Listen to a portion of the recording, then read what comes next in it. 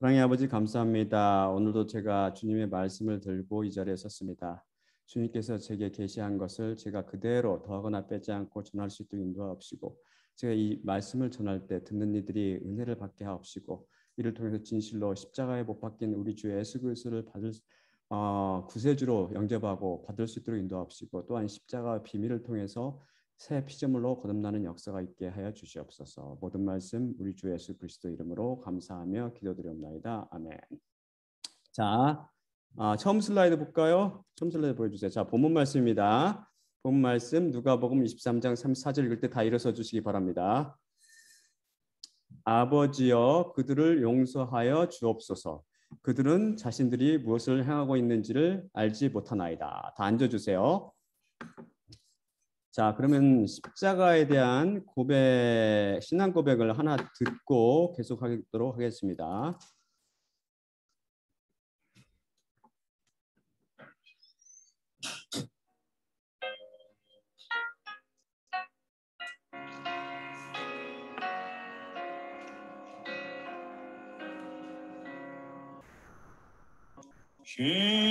십자가 그늘 아래 나 쉬기 원하네. 저 햇볕이 죄이고 또 짐이 무거워 이 광야 같은 세상에 나 방황할 때에 주 십자가의 그늘에 계실 것 찾았네. 내 눈을 밝히 떠서 저 십자가 볼 때 날 위해 고난 당하신 주 예수 보인다. 그 형상 볼 때 내 맘에 큰 찔림 받아서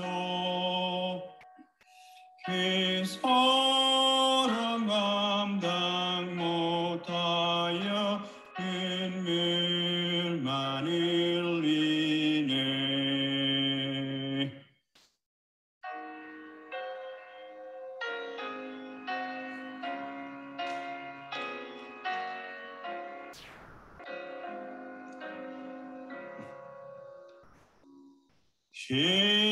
십자가 그늘에서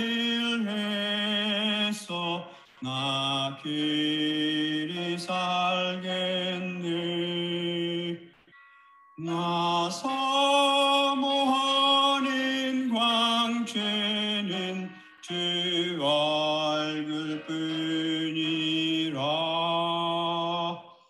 이 세상 나를 버려도 나 관계없도다.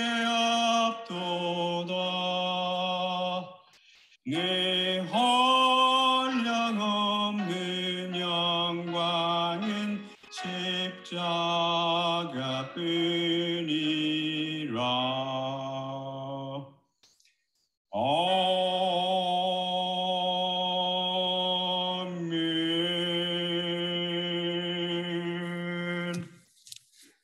여러분은 성경 말씀이 일자무효의 진리임을 믿으십니까? 즉 성경 말씀 속에는 절대 거짓이나 오류가 없다는 것을 믿으십니까? 제가 말하는 성경 말씀이란 한글 개역 성경이나 영어 흠정역 성경 같이 번역 성경을 말씀드리는 것이 아니라 히브리어와 헬라어 원문 성경을 말씀하는 것입니다. 번역 성경 속에는 저희가 항상 매 시간 이렇게 다루고 있듯이 필연적으로 오류에 따른 번역에 따른 오류가 들어갑니다.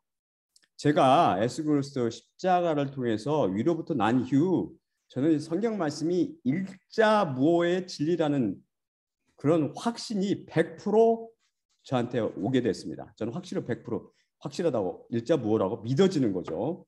오류가 없다고 남들이 말하니까 한편으로는 의심이 되지만 이게 믿자가 아니고 이것은 절대 진릴 수밖에 없는 살아계신 하나님의 말씀이고 그 속에는 일체의 오류가 있을 수 없어라고 그냥 믿어지는 거죠. 이런 믿음을 하나님께서 제 삶을 통해서 제 마음과 안에 확고히 박아 놓으신 것입니다. 자, 다음 슬라이드 볼까요? 십자가 위의 강도 회개. 이런 성경 말씀에 대한 확고한 믿음을 가진 제게 어느 날 갑자기 한 가지 의문이 불처럼 피어올랐습니다. 제가 십자가의 비밀이라는 책을 써서 출판한 것이 거의 20년 전, 즉 2002년 3월이었는데 이 책을 출판하기 한 1년 전쯤으로 생각됩니다. 그때는 소위 시상교회에서 말하는 고난주간이었는데 저는 교회에 참석하여 예배를 드리고 있었습니다. 그때 제 마음속에 십자가에 매달렸던 강도가 문득 떠올랐습니다. 예수님께서 십자가에 달리셨을 때 옆에 달려있다가 죽기 직전에 구원받은 강도 말이에요. 그러면서 동시에 마음속에 한 가지 의문이 피어올랐습니다. 그것은 다름 아닌 그 강도가 도대체 어찌 그렇게 짧은 시간에 예수님을 믿게 되었느냐는 것입니다. 강도라고 묘사된 그는 십자가형을 언도받을 정도 극악무도한 범죄자여서 나쁜 일에만 관심이 많았지 예수님을 따라다니거나 그분의 설교를 들었을 가능성은 거의 없습니다. 그렇다고 예수님께서 십자가 위에서 그 강도에게 설교를 하신 것도 아닙니다. 예수님께서는 십자가 위에서 7마디 말씀, 이것을 가상칠언이라고 그러죠. 7마디 말씀하셨는데 그 강도는 그중 단 한 마디, 아버지여 그들을 용서하여 주옵소서. 그들은 자신들이 무엇을 행하고 있는지를 알지 못하나이다 라는 말씀을 들었을 뿐인데 얼마 후에 예수여 당신의 나라에 임하실 때 저를 기억하소서라고 부탁드렸던 것입니다. 더더구나 처음에는 십자가에 달렸던 다른 강도처럼 예수님을 욕했다고 마가복음 15장 32절은 분명히 증언합니다. 도대체 무엇이 이 강도를 짧은 시간에 변화시켰으며 그로 하여금 예수님께서 하나님의 아들이심을 믿게 만들었을까요? 여러분은 어떻게 생각하세요? 어떻게 십자가 위의 강도가 짧은 시간에 갑자기 태도를 바꿔 예수님을 구세주로 믿게 되었을까요? 이것이 성경의 오류나 과장일까요? 저는 하나님께 해답을 달라고 간절히 기도했습니다. 주여, 저희 이성과 논리적 사고로는 도무지 이해가 안 갑니다. 하지만 저는 성경이 단 한 글자 오류도 없는 완전한 하나님의 말씀임을 확신하며 또한 아버지 하나님께서는 절대 거짓이나 과장이 없으신 참되신 하나님이심을 믿사옵나이다. 그때 주님께서는 저를 이끌고 골고다 언덕으로 향하셨습니다. 골고다란 히브리어로 회골이라는 뜻을 갖는데 한글로는 영어 번역을 본타 갈보리라고 부르기도 합니다. 그곳에는 많은 구경꾼들과 로마 병정들이 모여 있었는데 털으히기가 양털같이 하얀 어떤 사람이 머리에는 가시면류관을 쓰고 벌거벗긴 채 십자가에 못 박히고 있었습니다. 그를 못 박는 망치 소리가 골고다 언덕을 메아리쳤고 그는 잠깐씩 외마디를 흘리며 이를 지그시 물고 그 통증을 삼키고 있었습니다. 그 십자가에는 유대인의 왕 예수라고 죄패가 달려 있었는데 언뜻 보기에 그에게는 왕이라 불릴 만한 고운 모양이나 풍채를 찾아볼 수 없었고 제가 보기에 흠모할 만한 아름다운 것이 하나도 없었습니다. 그를 십자가에 매단 후 로마 병정들은 다짜고짜 저를 붙잡아 옷을 벗기고 십자가에 눕혔습니다. 그러더니 인정사정 없이 끔찍한 망치를 이용해서 커다란 못을 제 사지에 박아 넣었습니다. 그때의 통증은 정말 말로 표현할 수 없는 격렬한 것이었습니다. 고막을 찢는 듯한 망치 소리와 함께 뼈를 뚫는 통증이 제 사지를 날카로운 송곳처럼 파먹어 들어왔습니다. 제 입에서는 저주와 욕설이 저절로 터져나왔으며 전 고래고래 악을 쓰며 발버둥쳤습니다.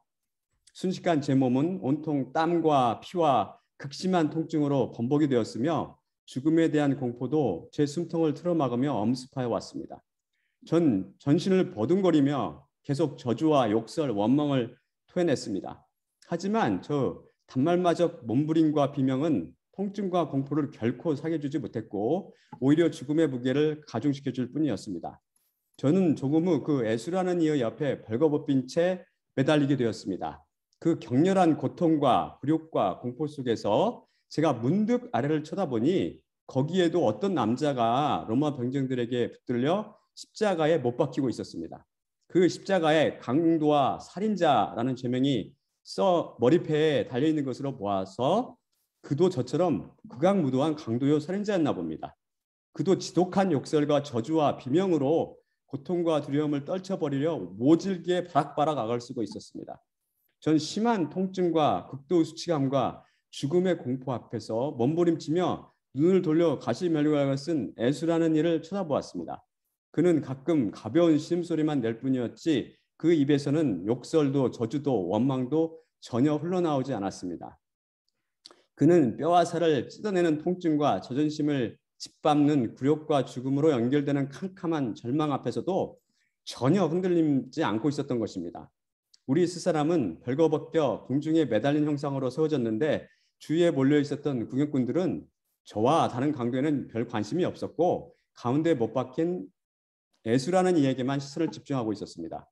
그런데 그는 시종 침묵을 지키며 그들을 조용히 내려보다가 천천히 고개를 들어 하늘을 올려다보더니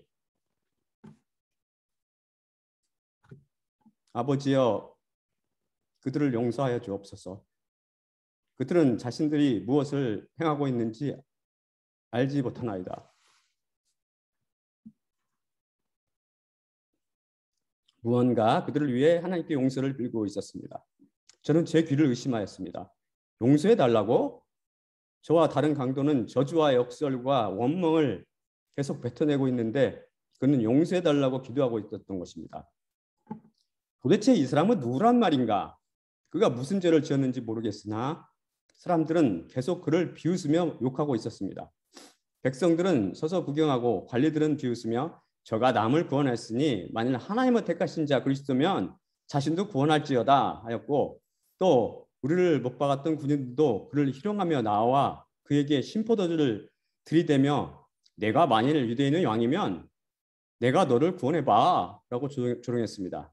그것을 지나가던 어떤 이들은 머리를 흔들며 성전을 헐고 사흘에 짓는 자여 내가 하나님의 아들이거든 자기를 구원하고 십자가에서 내려오라며 모욕했고 거기에 서 있던 많은 대제사장들과 서기관들과 장로들도 그를 희롱하며 그가 남은 구원하였으되 자기는 구원할 수 없도다. 저가 이스라엘의 왕이로다. 지금 십자가에서 내려올지어다. 그러면 우리가 믿겠노라. 그가 하나님을 신뢰하니 하나님이 원하시면 이제 그를 구원하실지라. 그 말이 나는 하나님의 아들이라 하였노라 라며 비웃고 놀려댔습니다. 저는 그들을 비웃는 말을 통해 그가 자칭 하나님의 아들이라 떠들며 사이비 행각을 한 것이 아닌가 미루어 짐작할 수 있었습니다. 그러자 하나님께 용서를 빌고 또 아무 말 없이 통증을 참아내고 있는 그가 위선자처럼 보였습니다. 어쩜 이렇게 죽음 앞에서까지 철저히 위선적일 수 있단 말인가. 많은 사람들 앞에서 왕인 척 허세를 부리는 그의 모습에 저는 은근히 화가 치밀어 올랐습니다. 그래서 저도 그 사람들 및 십자가 이후 다른 강도와 함께 욕을 해대며 내가 하나님의 아들이면 한번 너 자신을 구원해봐 비웃었는데 역시 그는 묵묵부답이었고 지그시 눈을 감고 있었습니다. 시간이 지날수록 통증은 점점 더 심해졌고 그것은 마치 날카롭게 날이 선 칼날처럼 전신을 휘감아오고 있었습니다. 온몸의 무게가 양쪽 손과 발의 못에 걸리게 되니 양손과 발이 떨어져 나가는 것 같고 아프다 못해 저려옵니다. 거기에다 사지가 십자가에 단단히 고정되어 몸을 뒤틀 수도 숨을 제대로 쉴 수도 없었습니다. 이글거리는 태양 아래 전신에는 비 오듯이 땀이 계속 쏟아지며 탁탁 숨이 막혀오는데 거기에다 타들어오는 듯한 갈증이 혀를 말립니다. 가슴 속에서는 통증과 공포와 탈수로 오그라든 심장이 사정없이 방망이질을 치고 눈을 아련히 뜨고 하늘을 쳐다보니 아뜩한 현기증이 머리를 어지럽힙니다. 저는 입천장에 붙은 혀로 계속 저주와 원망을 뱉어내며 그 고통과 수치와 공포와 갈증을 떨쳐버리려고 무던히 몸부림치고 있었습니다.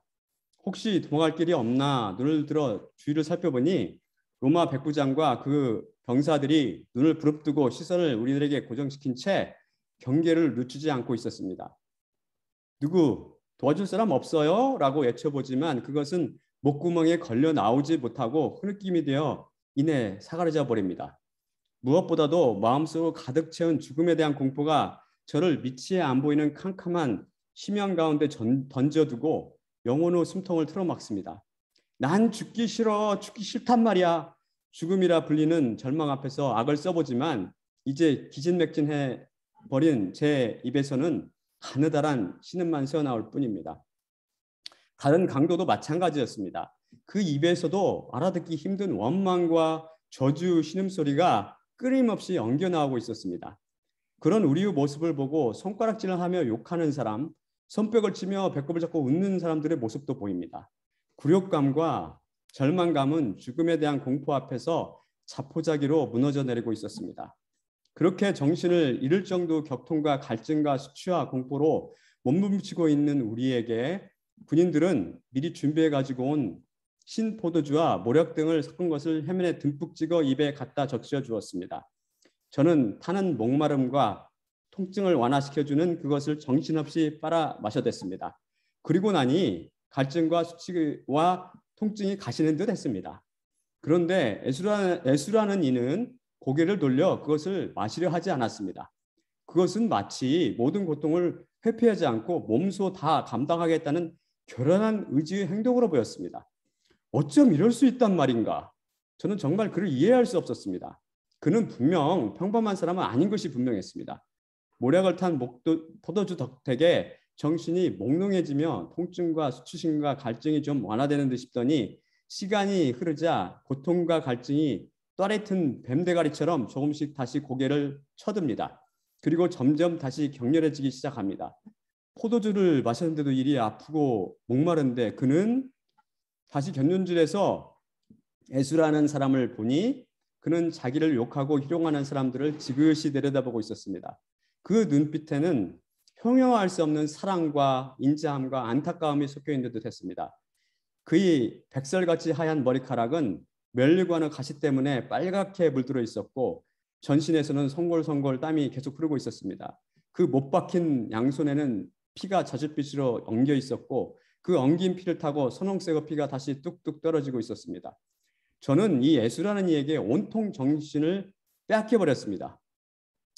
나는 일이 두렵고 수치스럽고 고통스러운데 저 사람은 어떻게 저토록 태어날 수 있단 말인가?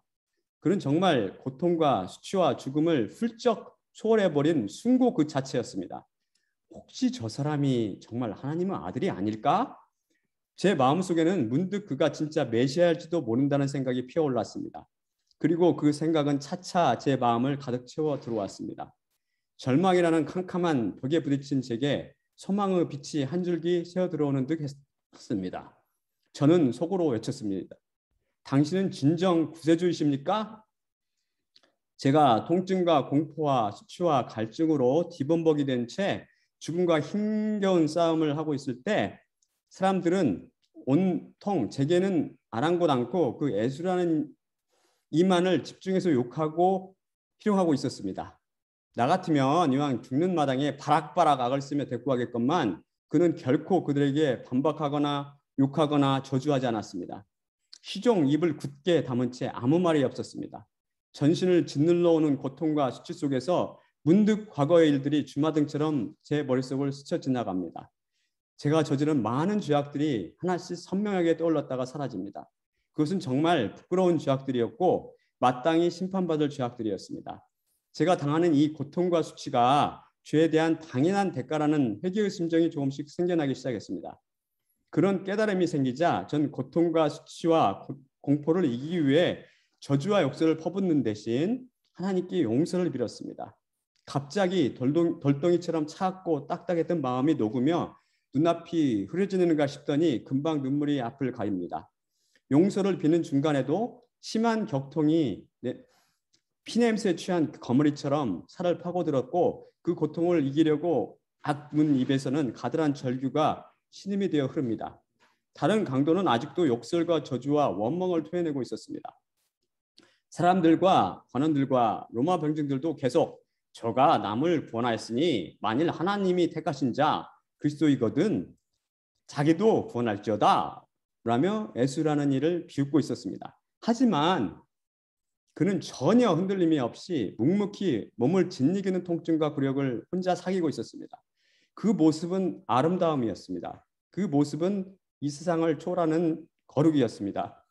그 모습은 제 멍든 가슴을 시리도록 점여오는 사랑 자체였습니다. 전 그런 그의 옆모습을 보며 그가 메시아라는 결론을 내렸습니다. 그렇지 않다면 인간이 어쩜 저럴 수 있단 말인가? 그는 분명 우리 유대인들이 기다려오던 메시아임에 틀림없습니다.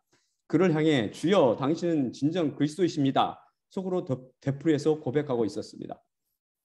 여러 사람들의 끊임없는 조롱 속에서 다른 강도도 예수님을 향해 내가 그리스도라면 너와 우리를 구원해봐 비방했습니다. 그 강도는 이미 모든 것을 포기한 듯 했습니다. 희망을 포기했고 회개함을 포기했고 자기 자신을 포기해버렸습니다. 이제 그에게 남은 것은 북받쳐 오르는 악뿐이었습니다. 그 입에서 쏟아지는 불평과 저주와 빈정거림이 이를 잘 말해줍니다. 동시에 그것은 죽음을 앞둔 한 악하고 연약한 인간의 넋두리였습니다. 그 강도는 자신의 죄에 대해 전혀 반성하지 않았으며 예수님께서 어떤 분인지 몰라보고 그를 욕해 댔습니다. 저는 도저히 그것을 참을 수 없었습니다. 그래서 그를 꾸짖어 말했습니다. 내가 너의 악한 범죄로 십자가 사형을 언도받고도 하나님을 두려워하지 아니하느냐? 우리는 우리의 행한 일에 상당한 보응을 받는 것이나 그래서 이게 당연한 것이지만 이분이 행한 것을 옳지 않은 것이 없느니라. 그리고 예수님을 향해 예수여 당신은 나라에 임하실 때 저를 기억하소서 부탁드렸습니다. 그분은 고개를 돌려 저를 쳐다보았었는데 그 눈은 사람의 마음속을 꿰뚫어 보듯 이글이글 타고 있었습니다. 또한 그 눈길은 사랑과 연민으로 가득 차 있었는데 저를 온통 빨아들이는 듯 했습니다. 그분은 저의 모든 생각과 두려움을 다 아시는 양 저를 향해 부드럽고 확신이 찬 목소리로 말씀하셨습니다. 내가 진실로 내게 이르노니 오늘 내가 너와 함께 낙원에 있으리라. 제 눈에서는 뜨거운 눈물이 흘러내리고 있었습니다. 그리고 저는 메인 목소리로 눈물을 삼키며 고백했습니다. 알겠나이다 주여.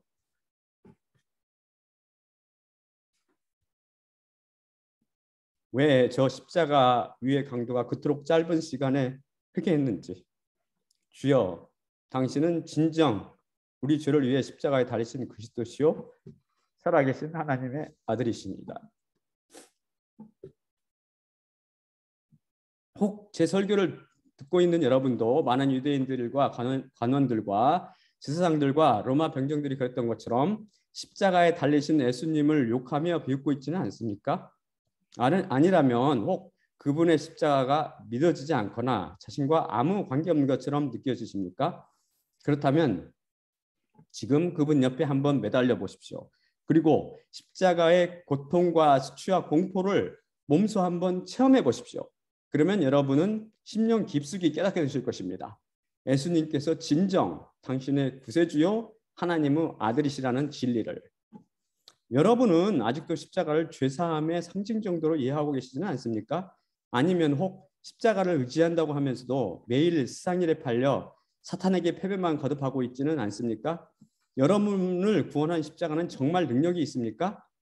이 질문에 자신 있게 대답을 못하신다면 진정 심각하게 제 설교 비디오들과 제가 지은 책들을 읽어보십시오. 여러분은 차차 깨달아가게 되실 것입니다. 십자가에 숨겨진 놀라운 비밀과 엄청난 사랑과 하나님의 탁월한 지혜와 능력을 말입니다. 자, 다음 슬라이드 볼까요? 누가복음 23장 34절입니다. 아버지여 그들을 용서하여 주옵소서. 그들은 자신들이 무엇을 행하고 있는지를 알지 못하나이다. 여러분은 자기 자신이 사랑을 소유하고 있다고 생각하십니까? 그렇다면 여러분이 사랑하는 누나나 동생이나 부모나 자신의 자녀나 배우자나 친구를 위해서 자신의 콩팥이나 간장을 공유할 자신이 있으십니까? 이렇게 질문하면 사람들은 대부분 물론이지요 라고 대답합니다. 10중 8구. 근데 실제로 그런 상황이 벌어지면 대부분은 이런저런 이유를 대서 회피하죠. 저는 한국에서도 20년 난집 의사 생활을 했고 미국에서도 15년 가까이 의사 생활을 하고 있어서 많은 환자와 가족들을 대해봤는데 가족 중에 심장이나 간장 이식이 필요한 경우 한국 사람들의 경우는 대부분 몸을 사리며 도망가고 미국 사람들도 비슷해요. 비슷하지만 한국 사람보다는 조금 나아요. 그들이 확실히 더 희생심이 강한 것 같아요. 그렇다고 미국 사람들이 더 사랑이 많다고 저는 생각하지 않습니다.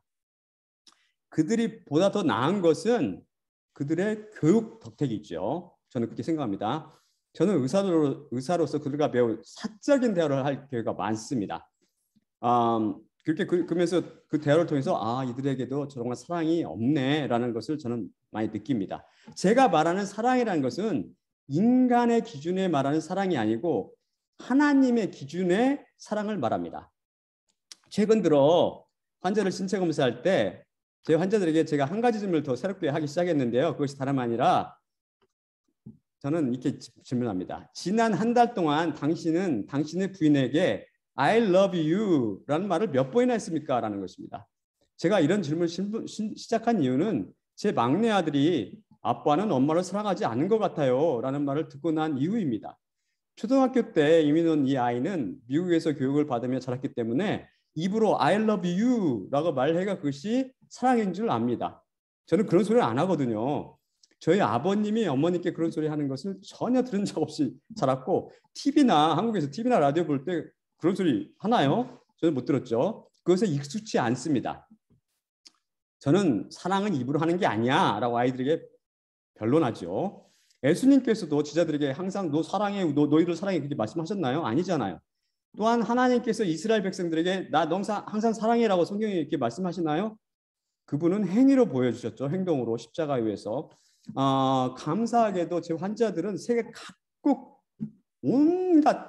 각국에서 와요. 다른 백그라운드, 다른 배경을 가진 사람들이에요. 대부분이 백인들이 대부분이지 아무래도 미국에 사니까. 하지만 다른 민족과 인종들도 많습니다.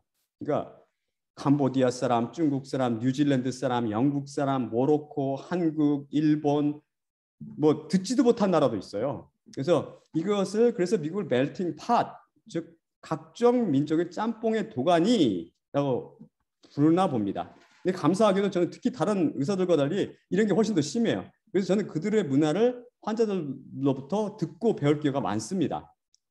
그리고 또한 저는 미국 문화를 제가 깊숙이 잘 알고 있어요. 환자들 통해서.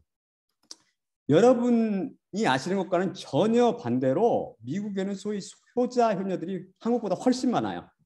지금은 뭐 신세대들은 절대 부모들과 살지 않아라고 그런 말을 하면서 자기 부모라든지 시부모와 같이 사는 것을 거부하고 마치 서양 문화 미국 사람들이 부모들과 안 사는 걸로 착각하고 있는 것 같은데 그것은 잘못하기 때문에 그래요.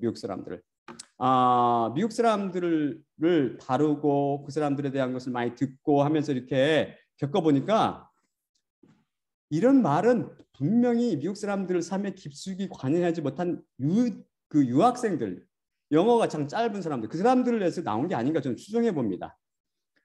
미국 사람들은 특징적으로 어떻게 되냐면 독립심이 강해서 일단은 대학교를 졸업하면은 독립해요. 일단 무브아웃이라고 그래요. 나가서 살아요. 나가서 살다가 이제 결혼해서 점점 나이가 들 거 아니에요. 그래서 나이가 더 연로하게 되면은 둘이서 끝까지 같이 살아요. 그러다가 그 연로한 부부 중에 한 명이 딱 죽게 되면 어떻게 되냐면 그런 경우는 자녀들 중에 하나가 가까이 와서 살아요. 그런 경우가 많이 있어요. 다라는 건 절대 아니고 그게 제법 있어요. 가까이 살거나 혹은 어떤 사람들은 자기 직업을 버리고 병든 부모를 위해서 간호합니다. 또는 부모 둘 중에 하나를 모셔요. 자기 집으로 모셔드려요. 그게 흔해요. 드문 상황이 절대 아니에요. 미국 백인들뿐만 아니라 제가 여러 민족 사람들을 대한다고 그랬잖아요. 다른 나라 사람들 다 마찬가지예요. 캄보디아라든지 뭐 다른 나라 사람들. 유독 우리나라 사람들만 안 그런 것 같아요. 그래서 제가 볼 때는 인간적인 기준으로 판단하자면 한국이 전 세계 중에서 가장 불효녀들이 많은 나라입니다. 왜 그럴까요? 그런 잘못된 정보를 가진 소수 사람들이 바로 우리 좋았던 그 가족 위주 문화에서 개인주의 또는 이기주의 문화로 전락시켜버린 것이죠. 아무튼 제가 당신은 당신 부인에게 지난 1개월 동안 몇 번이나 여보 나 당신 사랑해 라고 말했습니까? 라고 물으니 미국 백인들은요 대부분이 난 하루에 최소한 한 번은 말해 라고 답변했고 하루에 몇 번씩 말하는 사람도 많았습니다. 물론 그들 중에서는 나는 그런 소리 안 해 라고 말하는 사람도 있긴 있어요. 흑인들도 보니까 놀랍게도 여보 나 당신 사랑이라고 말하는 사람들이 많더라고요. 그에 반해서 아시안들, 소위 말하는 중국, 인도, 한국 이런 사람들은 캄보디아 대부분 그런 말을 안 해요. 저는 그런 말 않고 삽니다. 이게 말해요. 이게 바로 문화의 차이예요. 그리고 또 재미있는 것은 미국에서 이민 와서 어느 정도 미국 문화에 젖은 사람들은 미국 백인들처럼 나 당신 사랑해라는 말을 합니다. 이게 바로 학교나 매스미디어를 통한 교육의 결과지요. 여러분, 여보나 사랑해라는 말을 한다고 자기 부인의 사랑이 더 크고 그렇게 안 한다고 그 사랑이 적다고 생각하십니까? 또한 자녀들이 얘야 나 너 사랑해 라고 말한다고 자녀를 더 사랑하고 이 말을 안 한다고 자녀를 더 사랑하지 않다고 생각하세요? 이것은 문화의 문화, 말버릇이에요. 말버릇. 말버릇을 더 잘 교육시키냐 아니냐 차이죠. 사실 우리 인간들에게는 사랑이 없어요. 사랑이. 하나님 보시기에 사랑이 없다는 것이죠. 계속 한번 살펴볼까요? 이미 살펴본 것처럼 자기가 사랑한다고 생각했던 자기 자신의 자녀라든지 부모라든지 형제를 위해서 몸 한쪽을 기증하는 게 힘들다고 이미 살펴봤었죠. 대부분이. 그런데 저는 그런 사람을 하도 많이 대하기 때문에 자기 가족을 위해서 장기 기증을 못하는 사람을 보면은 손가락질하는 대신 당연하지 저건 당연한 거야 라고 제가 여깁니다. 의사로서 그렇지 못한 것을 볼 때 그렇지 못하는 경우는 압도적으로 많이 보기 때문입니다. 또한 그를 불쌍히 여깁니다. 왜냐하면은 아직도 죄 가운데 자기만을 위해 살아가는 모습이 안타까워 보이기 때문입니다. 자, 그러면 여러분 중에 자신의 가족을 위해서 기꺼이 신장이라든지 강장을 이미 기증했거나 기증할 준비가 되어 있는 사람들, 그런 사람들에게 제가 물어볼게요. 길거리에 가는 어떤 낯선 사람이 차에 치여서 피를 많이 흘려서 콩팥이나 간이 또한 콩팥의 강장도 망가져 버렸어요. 그래서 이 사람이 콩팥이나 간이 필요하게 된다고 뉴스에 떴어요. 그래서 그 공여자를 찾는다고. 그럼 그를 위해서 간이나 콩팥을 기꺼이 제공하실 수 있으시겠어요? 매우 어렵죠, 솔직히. 그를 위해 헌혈하는 것조차 힘듭니다. 그렇죠. 마음이 있더라도 귀찮거든요. 그 병원까지 가서 굵은 바늘에 팔에 쫙 꽂힐 때 그 아픔을 감수해야 되고 자기 피를 뽑아서 줘야 되니까요. 그래서 그렇게 모르는 사람을 위해서 자기 간장이나 콩팥을 주는 것은 힘들고 인간으로. 그렇기 때문에 그런 일이 일어나면 매스컴에서 요란하게 떠드는 거예요. 이 사람 봐라. 이 사람 히로다. 히로. 이게 너무 대단한 사람이야. 이렇게 말하는 거죠. 그래서 대단한 사람이죠. 인간들 사랑의 차원에서는. 그런데 나는 그럴 수 있어. 나는 그렇게 할 수 있어라고 많이 대답하는 사람이 있다면 그럼 제가 계속 그 사람의 사랑을 한번 테스트해 볼까요? 계속 시험해 볼게요. 그럼 여러분이 사랑하는 자녀와 잘 살고 있었어요. 근데 갑자기 어느 날 강도가 침입해서 여러분이 보는 앞에서 자기 딸을 강간하고 잔인하게 죽여버렸어요. 그것뿐만 아니라 자기를 형편없이 그냥 두들겨 패고 엄청나게 커다란 상처를 입히고 소중하게 아끼던 결혼 반지와 폐물을 다 털어서 달아나 버렸어요. 근데 이 강도가 허겁지겁 달아나다가 차선을 이탈해서 상대방이 오는 차와 부딪혀서 심한 부상을 입게 됩니다. 그래서 피를 많이 출혈하고 또한 콩팥과 간장이 다 망가지게 됐어요. 그래서 이 사람이 콩팥과 간장 이식이 필요하게 됩니다. 자, 여러분은 이 사람에게 콩팥과 간장을 기꺼이 공유할 준비가 됐습니까? 자신이 있으십니까? 불가능하지요. 그게 인간이 가진 사랑의 한계입니다. 그런데 그 강도는 가까스로 회복은 했는데 그가 저지른 죄가 끔찍했기 때문에 사형을 언도받게 됐어요. 그래서 죽음만 기다리게 됐습니다. 근데 이 강도란 녀석은 자신의 죄에서 진실을 회개하는 게 아니고 전혀 회개하지 않고 만약 자신에게 기회가 주어진다면 다시 강도질하고 살인하겠다고 그게 벼르고 있었어요. 소시오패스죠. 쉽게 말해서. 양심에 화인받은 사람. 그런데 대통령이 뭐라고 발표했냐면 만일 누군가가 그를 위해 대신 죽는다면 나는 그를 방면해주겠다고 발표를 했습니다. 그러면 여러분은 당신의 딸을 강간하고 죽이고 당신을 그렇게 두들겨 패고 당신의 귀중품을 훔쳐간 이 사람을 위해 기꺼이 죽을 수 있겠습니까? 대신 죽을 수 있겠습니까?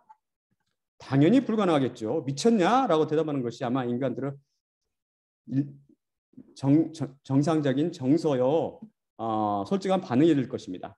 다음 슬라이드 한번 볼까요? 다음 슬라이드 마태복음 5장 43에서 48절입니다.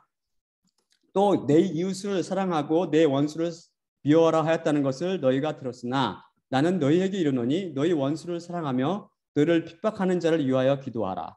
이와 같이 한즉 하늘에 계신 너희 아버지의 아들이 되리니 이는 하나님이 그 해를 악인과 선인에게 비추시며 비를 의로운 자와 불의한 자에게 내려주심이라.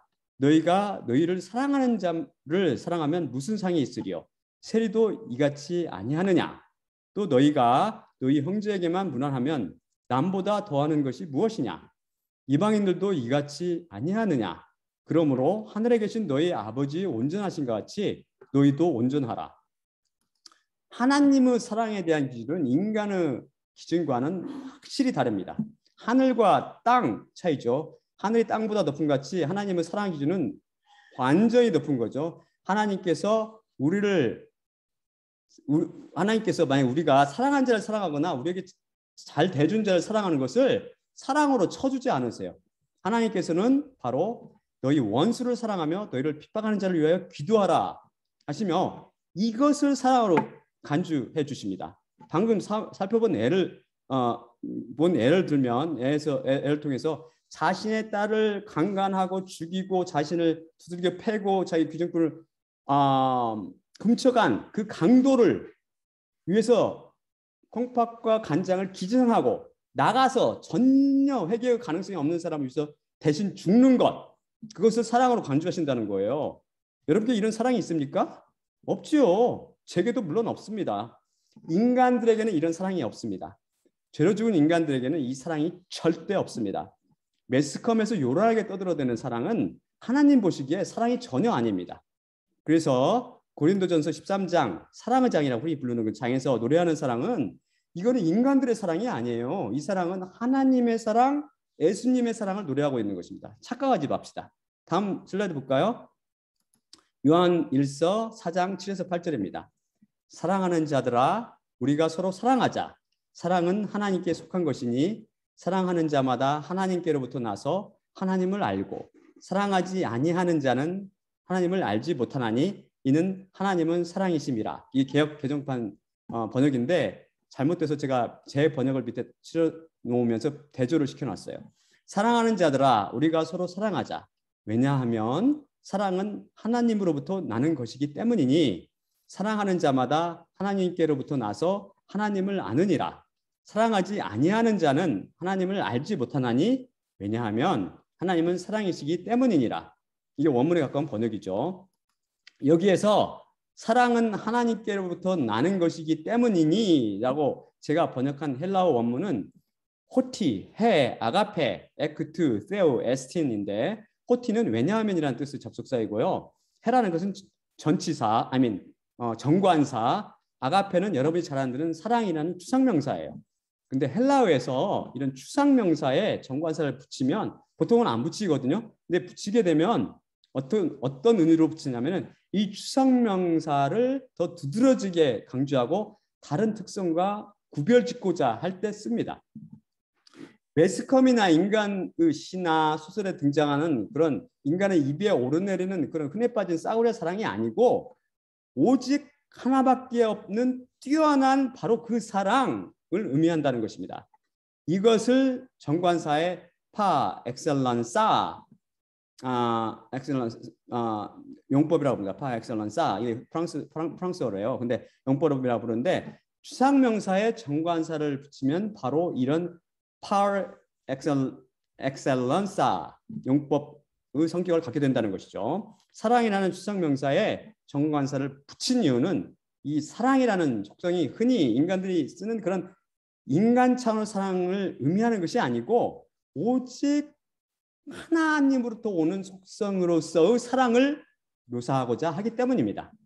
다음의 에크는 이미 공부한 바 있는데 전치사인데 이것은 mark denoting origin으로 기원을 나타내는 전치사예요. 뭐뭐로부터라는 번역입니다. 이것은 소유격 명사를 취합니다. 흔히. 그래서 사랑은 뭐뭐로부터 기원한다는 것을 나타내죠. 사랑은 무엇으로부터 기원하여 오는 것일까요? 그것은 바로 그 다음의 단어입니다.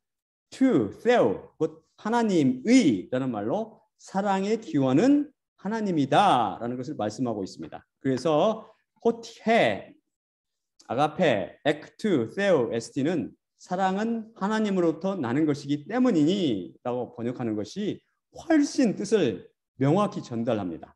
영어 성경들은 대부분 for love is of God 이나 because love is from God 이라고 제대로 번역했습니다. 우리에게 왜 사랑이 없을까요? 물론 죄 때문이죠. 또한 방금 살펴본 것처럼 사랑은 오직 하나님께 속한 것, 하나님의 것이기 때문입니다.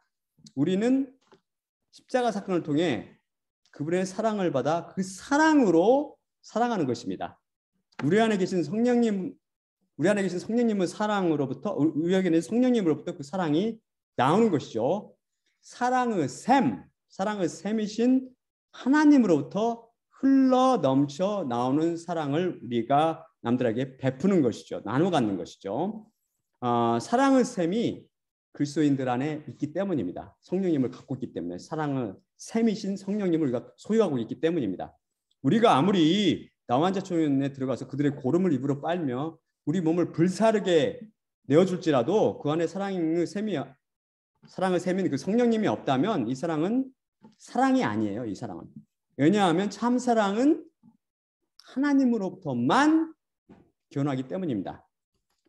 인간들의 사랑은 그것이 아무리 아름답게 보여도 한갓 인간적인 사랑이 될 것입니다. 절대 하나님께서 요구하시는 사랑, 원수를 위해 죽는 사랑, 저 하늘처럼 높은 사랑이 아닙니다. 근데 인간들은 착각하면서 자기들이 모두 사랑을 갖고 있다고 착각하면서 살고 있죠. 그리고 그렇다고 또 떠들어대죠. 하지만 인간의 사랑은 하나님이 요구하시는 사랑과는 차이가 먼 저질의 사랑이죠.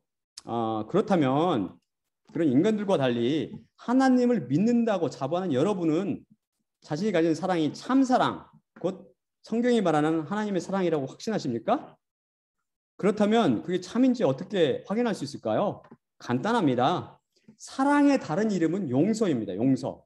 여러분은 여러분에게 상처 주고 미워한 사람을 용서하십니까? 원수는 둘째치고 여러분의 아내와 남편, 자녀와 부모, 시부모와 장인, 장모, 며느리, 교인 식구, 이웃 이 사람들을 용서하고 덮어줍니까? 베드로가 예수님께 와서 형제가 죄를 지으면 몇 번이나 용서해 줄까 묻습니다. 7번까지 용서할까요? 7번 엄청 많잖아요. 7번까지 이렇게. 그래서 예수님께서 뭐라고 답변하세요? 7번이 아니라 77번까지라고 대답하십니다.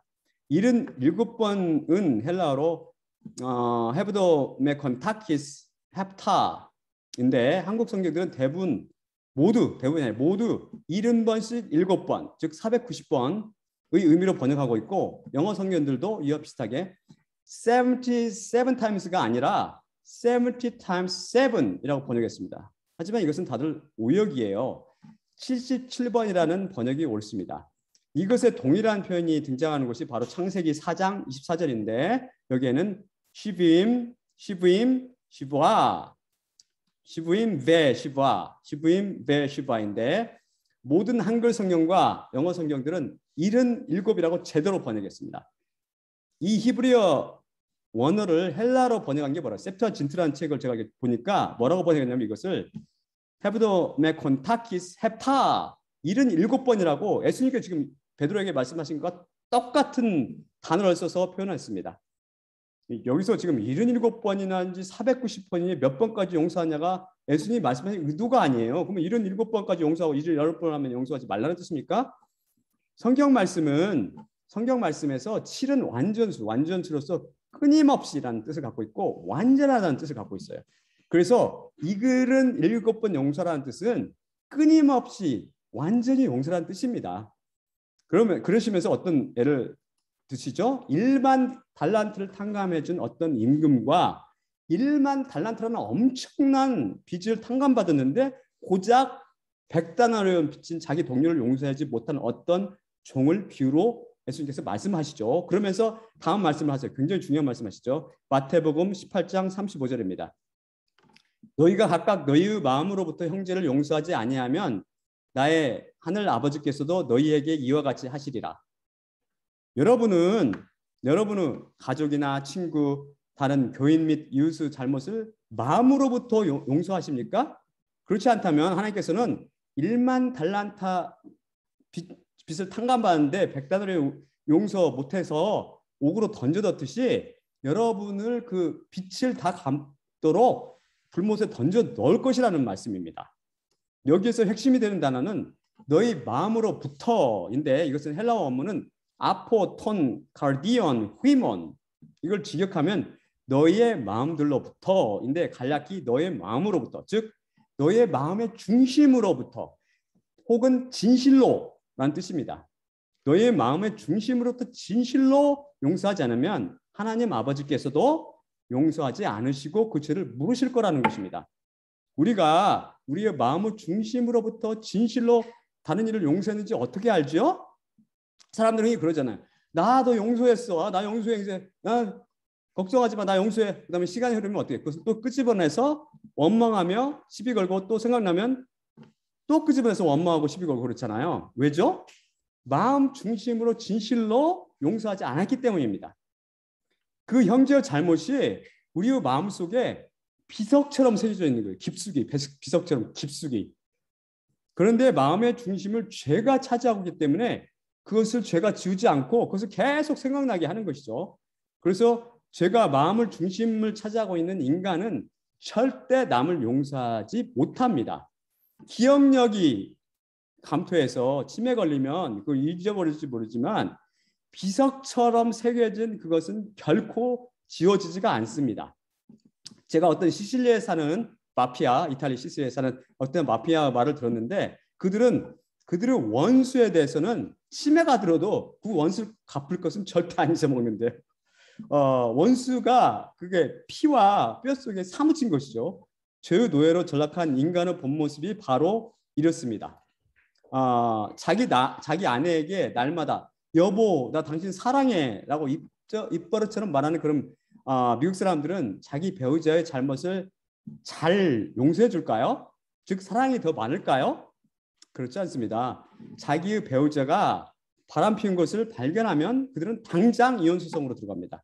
오히려 이런 소리를 안 하는 동양인들이 더 오래 참고 용서를 잘해줍니다. 하지만 이것 또한 도토리 키재기입니다. 인간의 사랑은 한계가 있습니다. 그런데 우리의 마음의 중심에 하나님, 곧 성령님이 와 계시면 어떻게 되죠? 십자가 위에서 자신을 욕하고 비방하고 손가락에 했던 원수를 사랑했던 그 사랑의 영이 우리 마음 가운데 들어와 계시면 우리는 우리에게 죄 지은 자를 용서하게 됩니다. 왜냐하면 우리 안에 계신 예수님께서 그를 용서해 주시기 때문입니다. 사랑의 샘에서 흐르는 그 샘물이 형제의 잘못을 금방 지워버리는 것이죠. 물 위에 글을 쓰는 것 같이 금방 지워져 버립니다. 남아있지를 않는 거죠.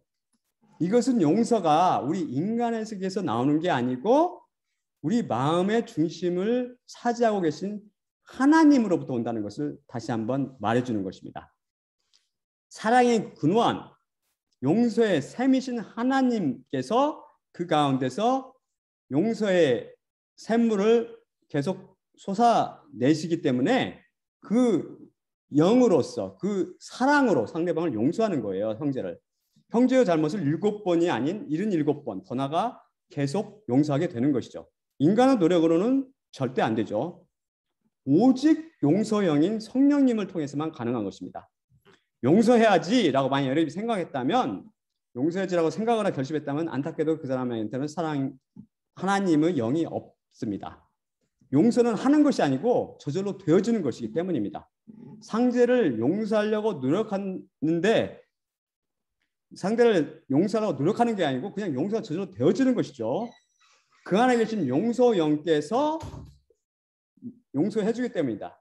마음의 형제의 잘못을 비석처럼 새긴 사람과 마음의 형제의 잘못을 무리에 새긴 사람은 차이입니다. 이게 아무리 무리에 미움을 새기려 해도 그게 새겨지나요? 그냥 없어져 버리잖아요. 이게 성령님의 놀라운 능력이에요. 그래서 이런 놀라운 용서형을 가진 그리스도인들은 아무리 누가 속을 긁어놔도 금방 잊어버립니다. 오래가도 하루를 넘기기 힘듭니다. 또한 진실로 용서하게 되면 까맣게 잊게 됩니다. 혹시 기억력 속에는 남아있을지 모르지만 마음속에는 남아있지 않습니다. 즉 상처받은 것이 생각날 수 있지만 미움의 감정이 지속되지 않는다는 말씀이죠. 무리의 글자를 쓰면 그 글자가 남나요? 아직도 기억 속에 상생이 남고 또한 그것으로 해서 마음 속상해하고 있다는 것은 용서하지 못했다는 증거예요. 돌처럼 딱딱한 마음의 비석 위에 미움이 새겨져 있기 때문입니다. 그럼 우리 안에 계신 성령님, 바로 모든 것을 용서하시며 우리로 하여금 원수까지 용서하게 하는 그 예수님의 영이 우리 안에 계시면 어떻게 돼요? 우리가 노력하는 게 아니고 저절로 용서가 된다고 그랬죠. 그 영으로 인해서 우리가 왜냐하면 그분이 우리 주가 돼서 우리를 장악하고 계시기 때문입니다.